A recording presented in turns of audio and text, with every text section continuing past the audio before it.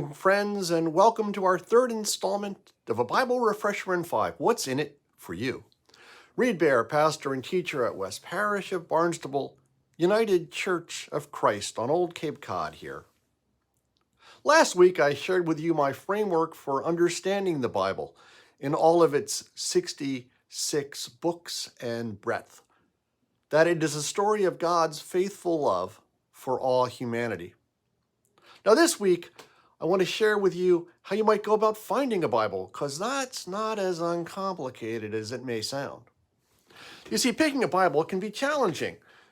It may be that you are an originalist, that you want to read the Bible as it was written. If so, kudos to you. That means you can read Hebrew, the language of the Old Testament, otherwise known as the Hebrew Scriptures. Oh yes, and it also means that you can read Greek, the language of the New Testament. So go off and find yourself a Bible written in Hebrew and Greek, and God bless you. Now, as for the rest of us, since the Bible was composed in Hebrew and Greek, and we speak English, that means we have to find a translation. Now, one of the most popular translations was commissioned by good old King James of merry old England, way back in the early 1600s. He insisted that it be in the language spoken at the time, so that everyone could understand it. Now, if you grew up learning the 23rd Psalm with its, "He maketh me to lie down in green pastures," and, "Yea, though I walk through the valley of the shadow of death," with all its genealogies full of begats, and so on, well, that's the King James Version. Now, unfortunately, most of us don't speak in the language of merry old England. The language has changed a lot over the past 4 centuries.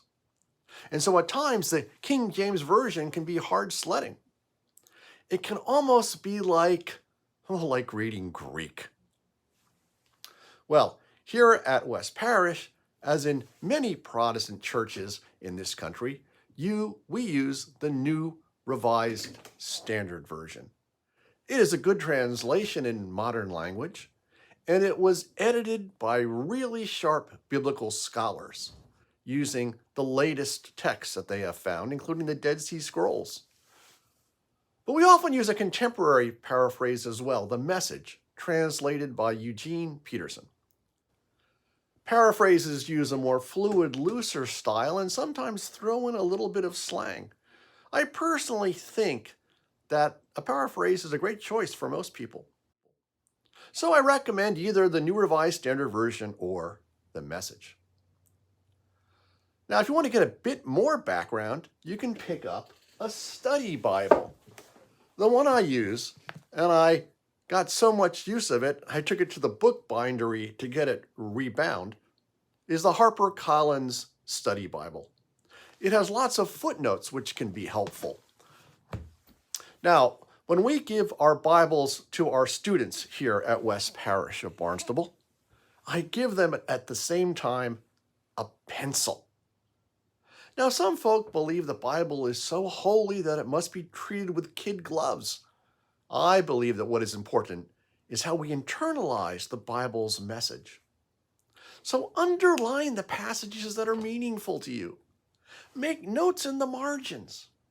Inside the front cover, make reference to passages you might want to go back to in times of stress, or when you're feeling lonely, or maybe even when you just feel overcome with joy.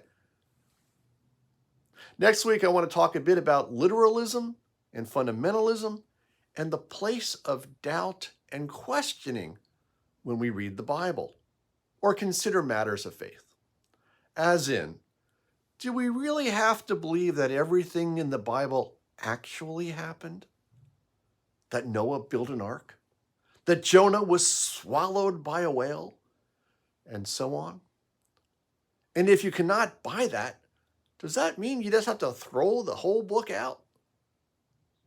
Now, for those who would like to do some prep, which is not required, try reading the book of Jonah. It's only 4 chapters long. It's short. It's a fun read. and I will use it in my talk next time. What's in the Bible for you? Nothing less than new and abundant life. See you next week, and God bless you all, everyone.